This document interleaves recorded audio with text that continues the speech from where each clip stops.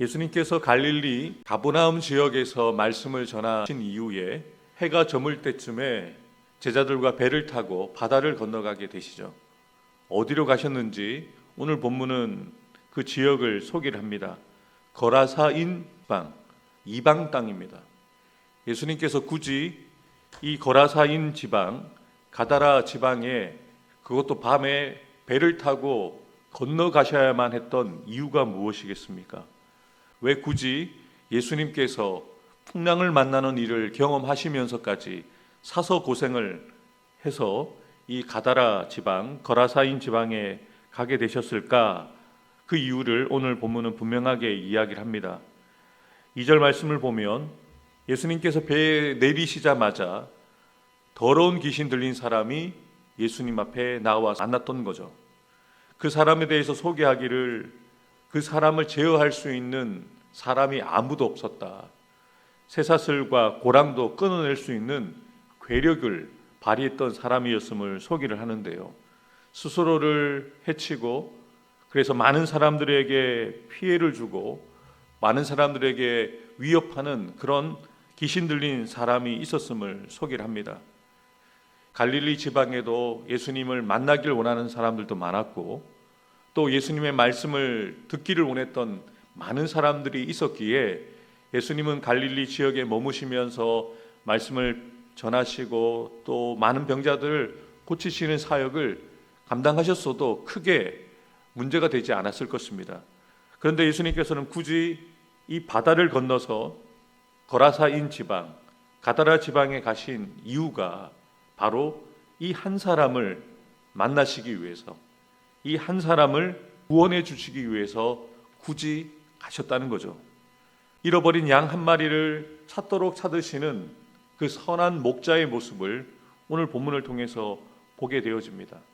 단지 오늘 사건은 거라사인 지방에 군대 귀신 들린 한 사람을 구원하시는 사건만을 보여주시는 것이 아니죠. 예수님께서는 저와 여러분들을 향해서도 이 마음을 가지고 하늘 보좌를 버리시고 이 땅에 내려오셨다는 거죠. 만약에 거라사인 지방에 우리가 있는 이 땅에 구원해야 될 사람이 나 하나밖에 없었다면 예수님이 오셨을까? 예수님은 그 한 사람, 바로 나 하나를 위해서 오셨을 것이라는 거죠. 그것을 보여주고 있습니다. 예수님께서는 이 한 사람을 만나셨고 이 한 사람을 구원하신 이후에 다시 배를 타고 갈릴리 지방으로 돌아가시거든요. 이 한 사람을 위한 신방이었습니다. 이 한 사람을 구원하시기 위한 예수님의 발걸음이었던 거죠. 이처럼 예수님께서는 세상에서 소외되고 멸시받는 영혼이라고 할지라도 먼저 찾아가시고 그의 필요를 채워주시고 그들의 문제를 해결해 주시고 또 우리의 죄의 문제까지도 해결해 주시는 그 사랑과 은혜를 베푸셨던 것을 오늘 사건을 통해서 다시 한번 우리가 기억하게 됩니다. 계속해서 6절부터 13절입니다. 그가 멀리서 예수를 보고 달려와 절하며 큰 소리로 부르짖어 이르되 지극히 높으신 하나님의 아들 예수여 나와 당신이 무슨 상관이 있나이까 원하건대 하나님 앞에 맹세하고 나를 괴롭히지 마옵소서. 이미 우리가 살펴보았던 것처럼 귀신들은 예수님을 알아보았습니다. 거룩하신 자 하나님의 아들이심을 알아보았는데요. 오늘 본문에도 마찬가지죠. 지극히 높으신 하나님의 아들이심을 귀신 들린 사람의 입을 통해서 들려지게 하는 것이죠. 이 사건을 함께 경험하고 있는 제자들도 깜짝 놀랐을 것입니다. 자신들도 이렇게 고백한 적이 없거든요. 그런데 귀신들의 입을 통해서 이분이 지극히 높으신 하나님의 아들이라는 것을 제자들도 알게 되어지는 것이죠. 그런데 귀신들이 예수님께 자신과 상관하지 말라고, 자신을 괴롭히지 말라고 이렇게 토로를 하는데요. 이미 예수님께서 이 귀신이 찾아오실 때에 그 사람에게서 귀신에게 나가라고 이미 선언하셨다라고 그렇게 기록을 하고 있습니다. 그래서 예수님이 물으십니다. 내 이름이 무엇이냐? 군대입니다. 많은 귀신이 이 한 사람에게 들려 있었던 것을 이 사건을 기록하고 있는 마가 요한은 정확하게 기록하고 있는 것이죠. 큰 귀신 들린 사람, 군대 귀신 들린 사람은 얼마나 괴로웠겠습니까? 스스로의 몸을 상하게 하고 또 많은 사람들에게 고통을 주는 그런 존재로 만나고 싶은 사람이 아니라 피하고 싶은 사람이었고, 많은 사람들이 외면하는 그런 삶을 이 귀신 들린 사람은 살아왔던 거죠. 그래서 정상적인 삶을 살지 못했습니다. 무덤 사이에서 생활을 했죠. 밤낮으로 소리를 지르고 사람들을 놀래키고 사람들에게 무서움을 주는 존재였죠. 근데 그 이유는 그 사람이 문제가 아니라 그 사람 안에 있는 군대 귀신이 문제였죠. 사람들은 귀신 들린 그 사람이 문제라고 보지만 예수님은 그 사람의 문제가 아니라 그 사람 안에 있는 군대 귀신이 문제라는 것을 보시고 주님께서는 그 군대 귀신에게 그 사람에게서 나라고 말씀하시죠. 예수님께서 그 귀신들에게 나가라고 말하자 귀신들이 예수님께 마지막으로 간청합니다. 자신들을 돼지떼에 들어가게 해달라고. 그리고 그 돼지떼에 들어가라고 예수님이 선언하시자 이 큰 군대 귀신 들린 사람에게서 귀신들이 쫓겨나고 돼지떼에게 들어가게 되면서 바다에 들어가서 몰사하게 되어지는 기가 막힌 일이 일어나게 되어지죠. 한 사람을 구원하기 위해서는 때로는 손해가 필요하다는 거죠. 많은 학자들이 이야기하기를 그 2,000마리나 되는 그 돼지떼는 그 마을에서 공동으로 관리하는 공동재산이었다라고 이야기를 합니다. 그때 당시에 돼지 한 마리의 가격이 얼마였을까? 돼지 품종과 크기에 따라 다르지만 적게는 40만 원, 많게는 100만 원 정도가 됐다는 거죠.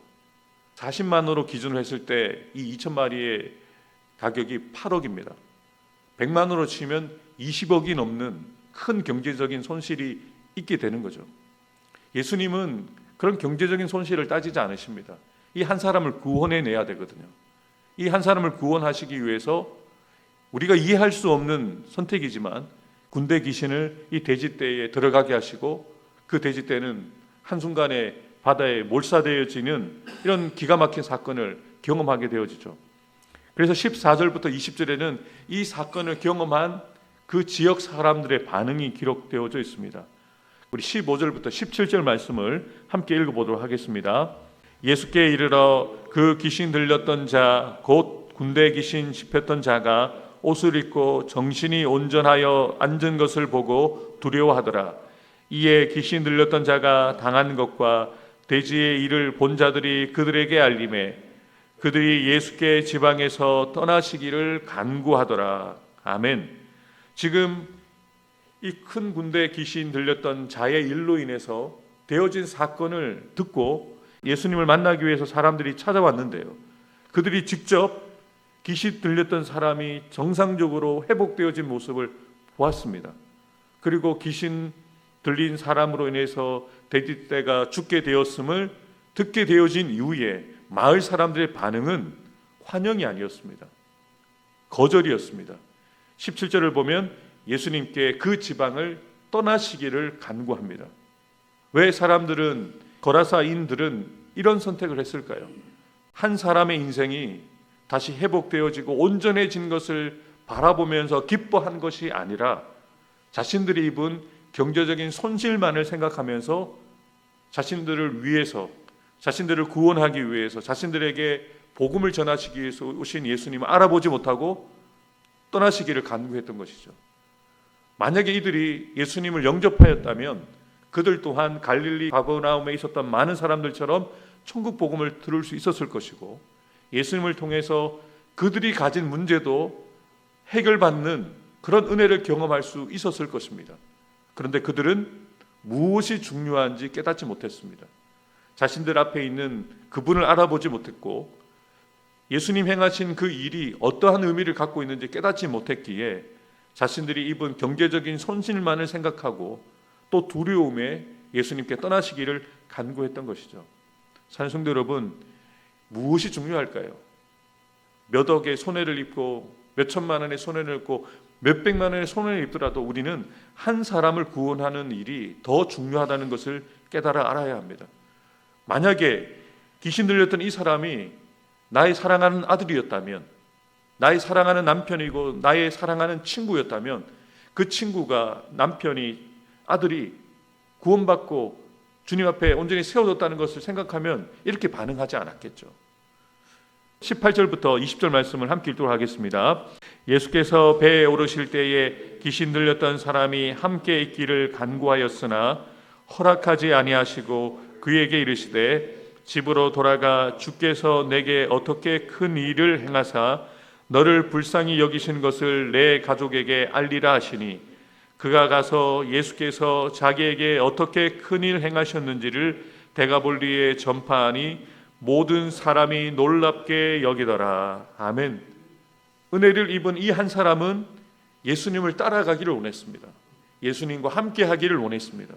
그런데 예수님은 무엇이 더 중요한지를 알려주시죠. 허락하지 않으십니다. 너에게 더 중요한 일이 있다. 가족에게 돌아가서 하나님께서 너에게 어떻게 큰 일을 행하셨는지를 그들에게 알리라. 그리고 그는 예수님의 말씀대로 돌아가서 자신이 경험한 예수님을 통해서 경험했던 그 큰 일을 전하게 되어지자 그 가족들만 아니라 데가볼리에 있는 그 지역에 있는 많은 사람들에게 전해지게 되자 모든 사람들이 놀랍게 여기게 되었다라고 성경은 기록하고 있습니다. 이 지역의 선교사가 된 거죠. 이 지역에 복음을 전하는 증인이 되어진 것이죠. 산성도 여러분, 예수님께서는 귀신 들렸던 사람의 귀신을 쫓아내는 것으로 사역을 마무리하신 것이 아니죠.